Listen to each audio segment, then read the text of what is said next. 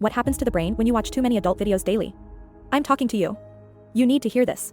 When comparing these brains, you can clearly see changes in the brain linked to chronic adult video viewing, the concavity on its surface. It is uneven and has shrunk. It is worth noting that this form is very similar to a chronic user addict's damaged brain. Why is the brain like this?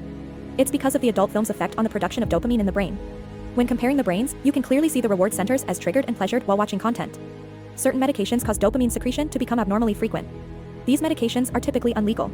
But dopamine levels that are triggered by prolonged viewing of adult streaming secretion gradually numb the brain's reward system and produce a developed tolerance to stimulation, requiring more intense stimulation to achieve the same satisfaction. The brain will now be thirsty for more and want to watch content longer and more frequently to get satisfaction. But after a short period of time, this satisfaction that it took before won't be enough now.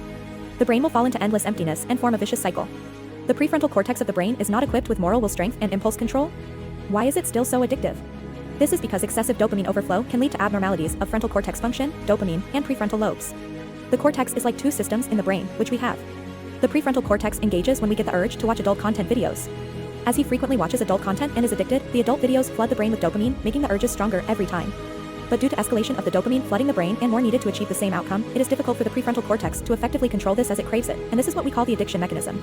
But luckily, as a whole, we have strong self-control capabilities and awesome brain plasticity. As long as you don't think about it or look at it for a while, your brain will gradually return to normal. When the excessive secretion of dopamine is gradually adjusted, the brain's reward system begins to regain its sensitivity, which means that the small happiness and joy in normal life can be restored, and it no longer requires extreme stimulation to stimulate this pleasure region. If you enjoyed this video a little less than the adult content you're about to watch, give us a thumbs up for trying to stop you and educate you. If you enjoyed this video and cracked a smile, then hit the subscribe button for more daily Eurekasciencesauce videos. It can be your new daily fix and addiction. Thanks for watching.